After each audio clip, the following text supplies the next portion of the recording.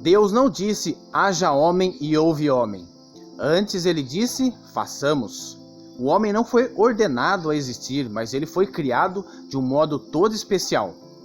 O canal Pão Vivo traz para vocês no vídeo de hoje as particularidades da criação do ser humano e o que Deus espera de cada um de nós. Deus abençoe a todos.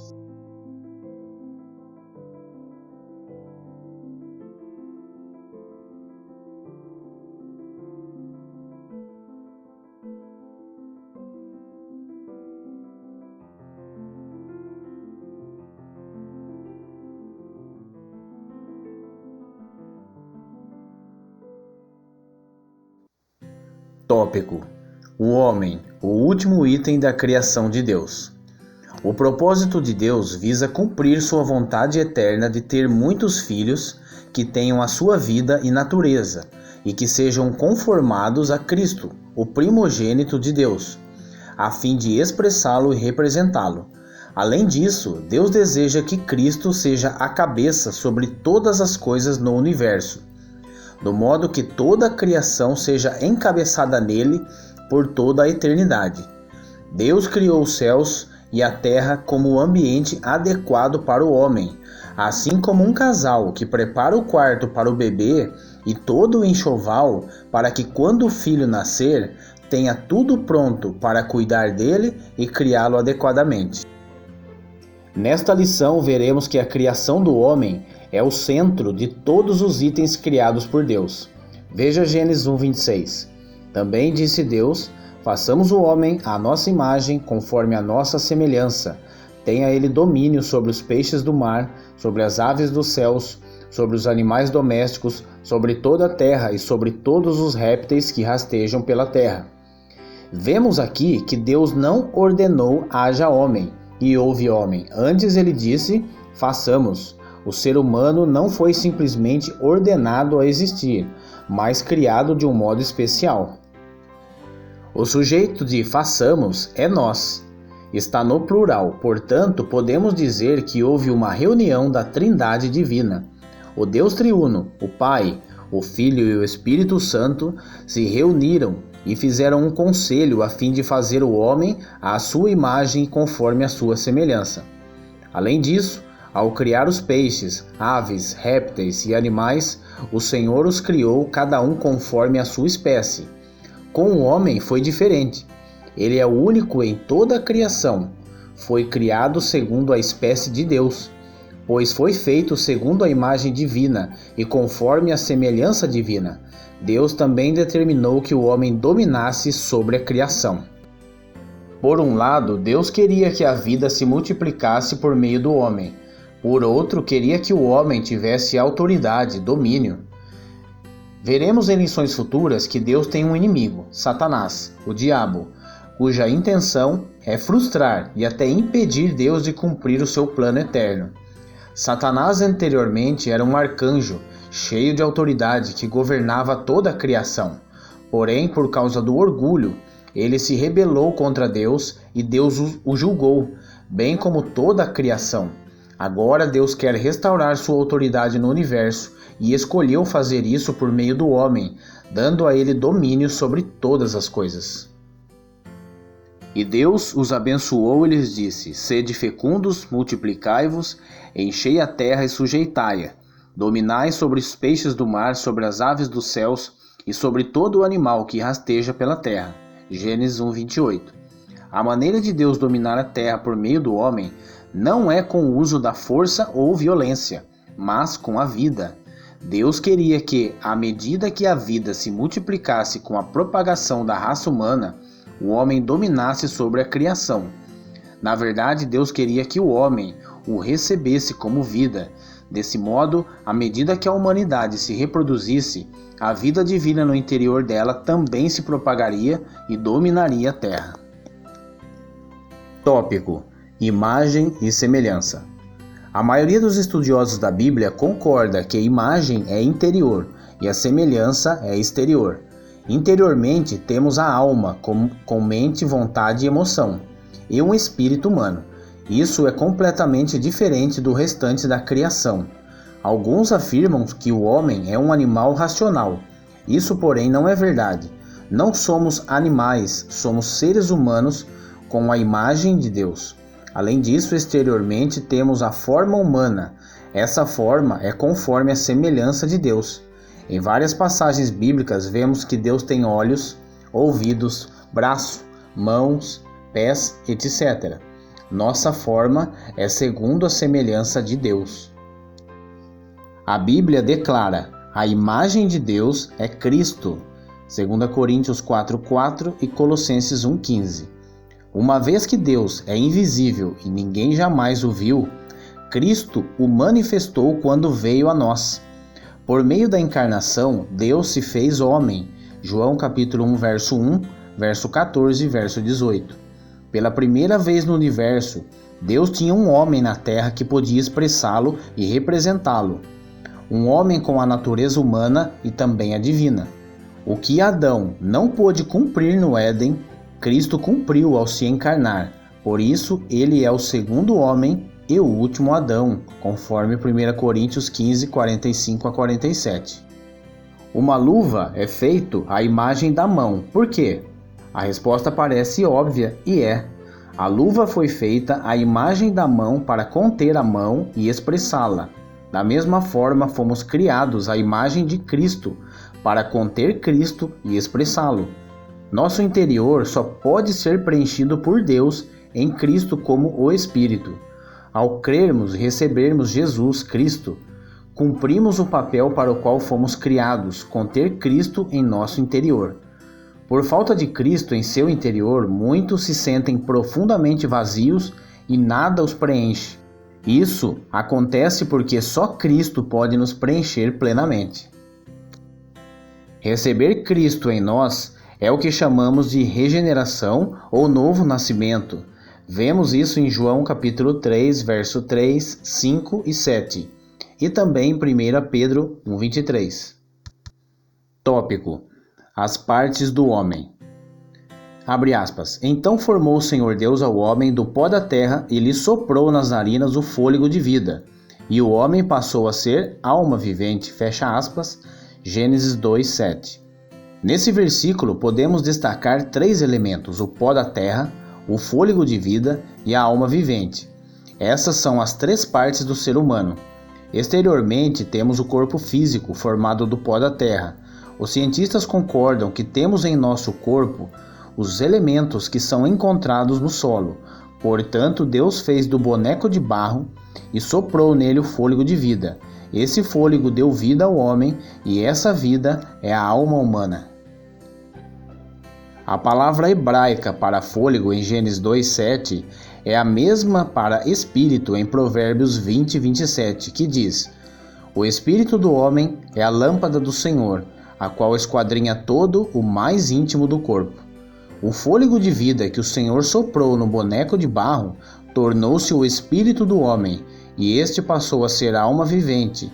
Assim, o ser humano possui 3 partes: corpo, alma e espírito, como veremos na figura a seguir.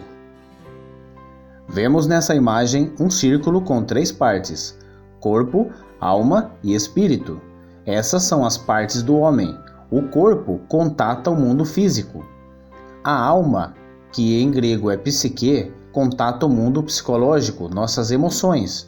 O espírito, por sua vez, foi feito para conter Deus e contatá-lo, pois Deus é espírito, conforme vemos em João 4:24. Tópico: o espírito humano. O homem é o centro do universo e o espírito humano é o centro do homem. Vemos isso em Zacarias 12:1, quando o Senhor diz: fala o Senhor, o que estendeu o céu, fundou a terra e formou o espírito do homem dentro dele. Esse versículo coloca junto 3 itens importantíssimos da criação de Deus: o céu, a terra e o espírito do homem. O céu foi criado para a terra. Sem o universo não haveria lugar para a terra. Do mesmo modo, sem a terra não haveria lugar para o homem. A terra foi criada para o homem. Porém, esse versículo não fala do homem apenas, mas do espírito do homem.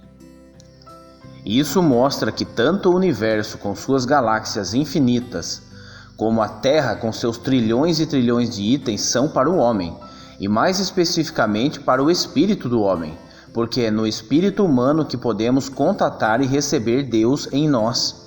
Usando a ilustração da luva, nosso espírito é a luva e o Espírito de Deus é a mão que pode nos preencher espiritualmente e nos completar.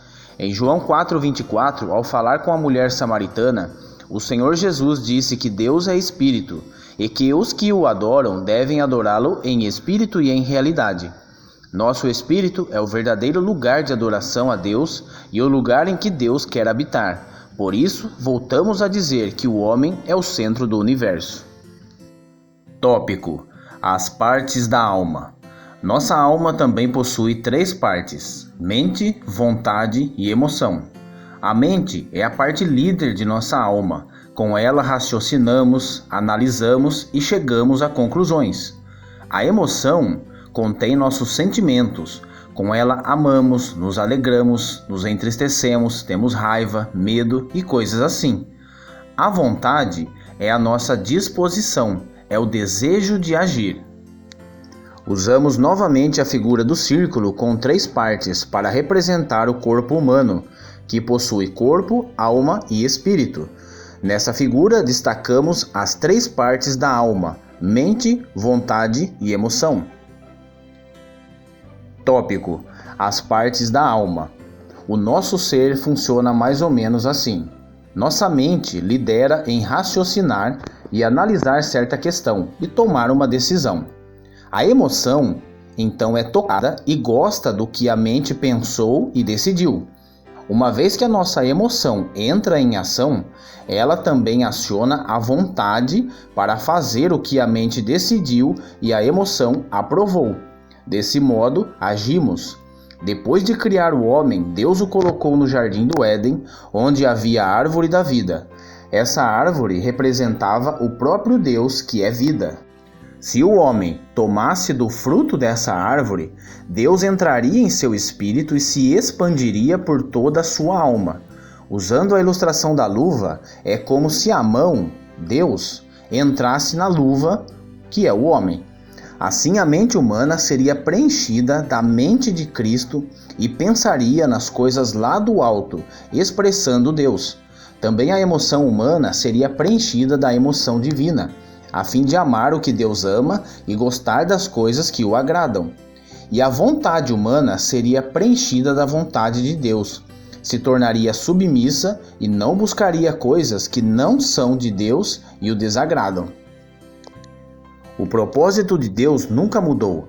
Ainda hoje Ele quer ter pessoas na terra que o expressem e o representem, assim como Cristo fez quando estava aqui. Por esse motivo, hoje estamos sendo conformados a Cristo, conforme Romanos 8:29. Quando recebemos o Espírito em nosso espírito, nossa alma ainda é natural e expressa as coisas de nosso velho homem. Mas com o trabalhar de Deus em nós, mais de Cristo vai sendo depositado em nossa mente, vontade e emoção, e vamos sendo transformados. Isso equivale a dizer que Cristo cresce em nós e torna-se nosso viver, conforme vemos em Gálatas 2:20.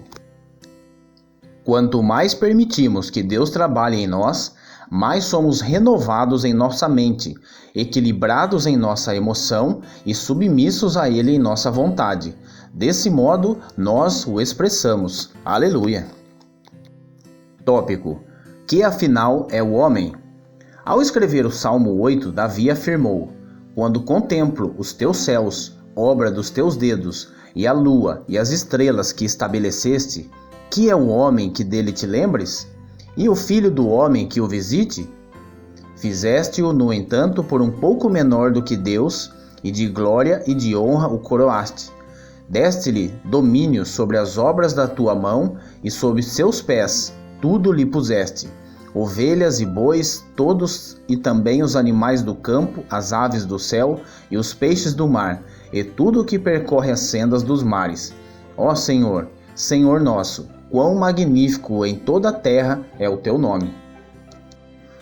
Esses versículos confirmam o propósito de Deus de entregar ao homem o domínio sobre todos os itens de sua criação. Embora o homem não seja um item mais duradouro da criação divina, nem o mais resistente ou o maior, ainda assim é o centro e o auge da criação e o sentido de haver um universo tão vasto e imensurável. Muitas vezes os cristãos são questionados com relação a haver vida fora da Terra. Muitos acham que somos presunçosos em pensar que temos alguma importância vivendo num pequeno planeta como o nosso, num sistema solar de uma estrela de quinta grandeza, numa galáxia dentre trilhões e trilhões de galáxias.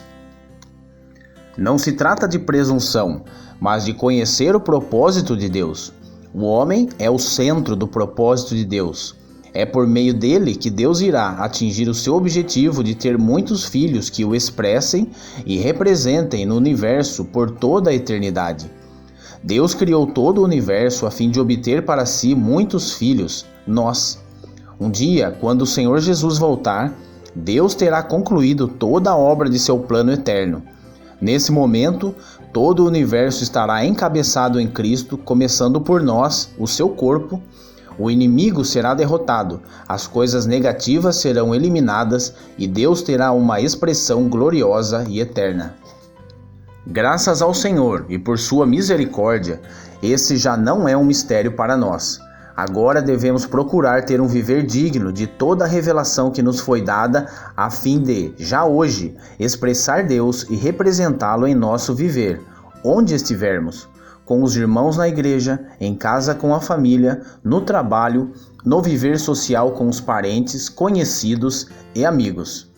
Jesus Cristo é o nosso Senhor.